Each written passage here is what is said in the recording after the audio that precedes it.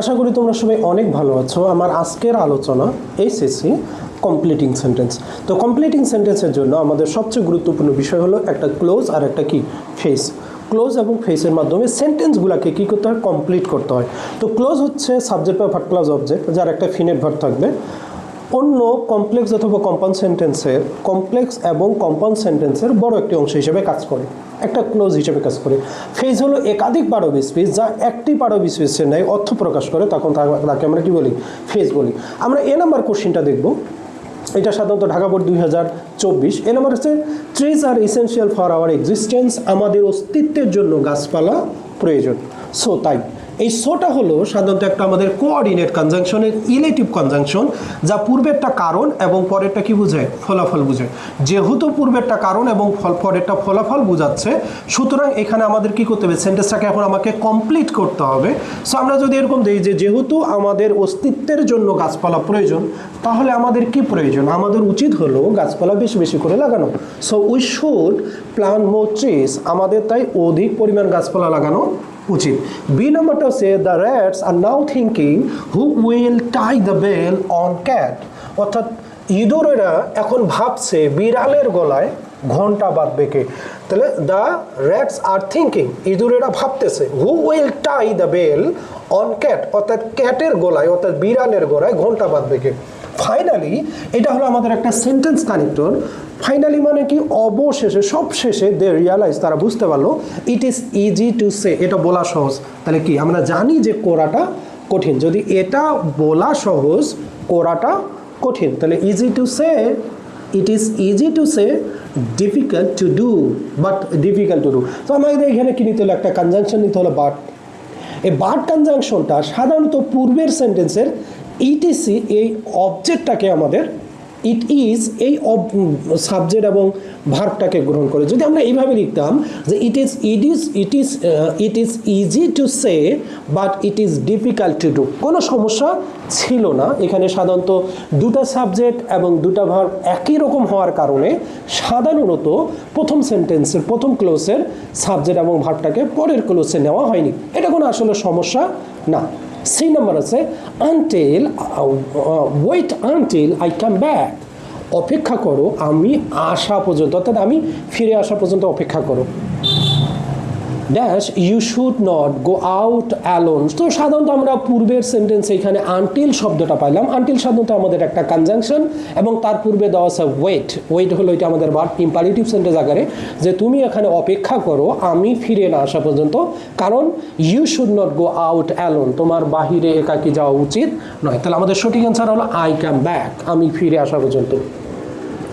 Love is divine, ভালোবাসা ঐশ্বরিক স্বর্গীয়। লাভ ইজ ডিভাইন, ভালোবাসা ঐশ্বরিক বা স্বর্গীয়। You can not find others to love you unless. তো আনলেসটা তো আমাদের আছে, আনলেস শব্দটাও সাধারণত আমাদের একটা কনজাংশন, এটা সাবঅর্ডিনেট। আনলেস মানে হচ্ছে যদি না, যে তুমি পাবে না খুঁজে অন্যকে তোমাকে ভালোবাসতে, যদি না কি তুমি তাদেরকে ভালোবাসো। তো তুমি যদি তাদেরকে ভালো না বাসো তাহলে তারা তোমাকে ভালোবাসবে না, এটা একটা আমাদের কন্ডিশন কনজাংশন।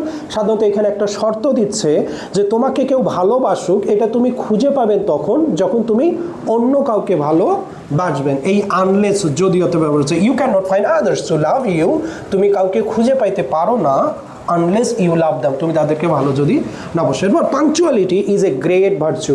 পাংচুয়ালিটি সময়ানুবর্তিতা একটা মহৎ গুণ। Punctuality is a great virtue. তো আমাদের এখানে দেওয়া আছে সো ট্রাই, সো চেষ্টা করো। এখানে সাধারণত ট্রাই শব্দটা হলো আমাদের একটা ফিনাইট ভার্ব এবং ইম্পারেটিভ সেন্টেন্স, বলতে তাই তুমি চেষ্টা করো। কি হতে চেষ্টা করবেন, পাংচুয়াল হতে চেষ্টা করবেন, অর্থাৎ টু বি পাংচুয়াল। এখানে সাধারণত আমাদের ইনফিনিটিভ ব্যবহার করতে হচ্ছে এবং ইনফিনিটিভ ব্যবহার করে তার একটা অবজেক্ট সহকারে আমাদের নিতে হলো so try to be punctual. এফ নাম্বারে the patient was so serious, the patient was so serious, রোগীটি খুব গুরুতর ছিল। And we are looking for a good doctor, আমরা একটা ভালো ডক্টর খুঁজতেছি।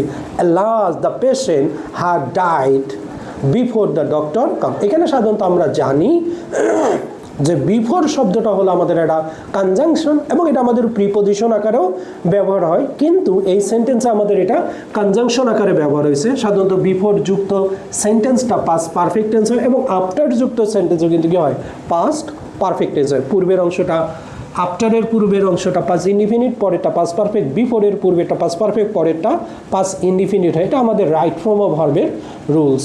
অর্থাৎ রুগীটা খুবই গুরুতর ছিল, the patient was so serious, রুগীটা খুবই গুরুতর ছিল, and we are looking for a doctor, আমরা একটা ডক্টরকে খুঁজতেছিলাম। হাই alas the patient had died, রুগীটা মারা যাইতো, অর্থাৎ রুগীটি মারা গেল, হ্যাড ডাইড মারা গেল, বিফোর কখন, ডাক্তার আসার আগে, দ্য ডক্টর ক্যাম, ডক্টর আসার আগে। সুতরাং পরেরটা আমরা পাস্ট ইনডিফিনিট করছি। Sharing is a great virtue, sharing is a great virtue, অর্থাৎ ভাগ করে নেওয়া, ভাগ করে দেওয়া, এটা সাধারণত একটা বড় গুণ। Sharing is a great virtue, sharing হলো কি একটা মহৎ গুণ বা বড় গুণ। সো এই সো শব্দটা হলো আমাদের একটা ইলেটিভ কনজাংশন, পূর্বেরটা কারণ, কারণ কি, যে ভাগ করে নেওয়াটা মহৎ গুণ।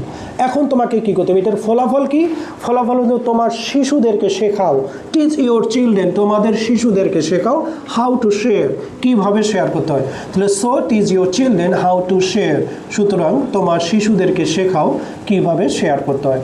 8 number, everybody must be conscious about health, প্রত্যেকের অবশ্যই স্বাস্থ্য সম্পর্কে কী হতে হবে, সচেতন হতে হবে।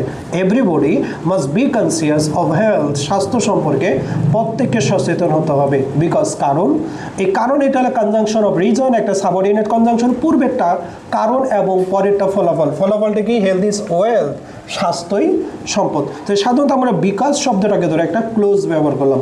I number, the train will start at 10 AM, ট্রেনটা যাত্রা শুরু করবে 10টায়।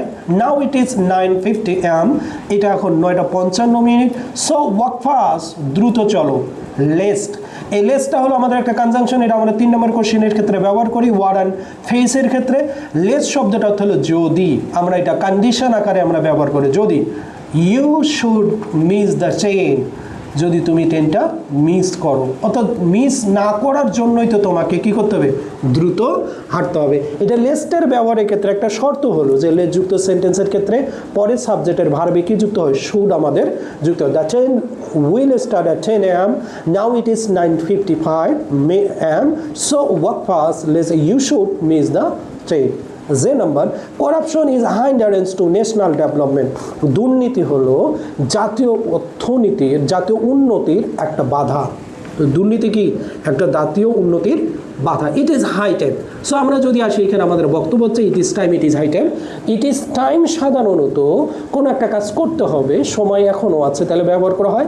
ইট ইজ হাই টাইম, সময় পার হয়ে গেছে আর সময় নাই, বিলম্ব করা উচিত নয়, এক্ষেত্রে ইট ইজ হাই টাইম ব্যবহার করতে হয়। এবং মনে রাখতে হবে এই ইট ইজ হাই টাইম বা ইট ইজ টাইম যুক্ত সেন্টেন্স অনেকভাবে তৈরি করা হয়, একটা ইনফিনিটিভ যুক্ত অথবা ভার্বের পাস্ট ফর্ম আকারে ব্যবহার করা হয়। তো it is high time we took a step against corruption, তাই আমাদের উচিত হলো, উপযুক্ত সময় হলো দুর্নীতির বিরুদ্ধে কি নেওয়া, পদক্ষেপ নেওয়া।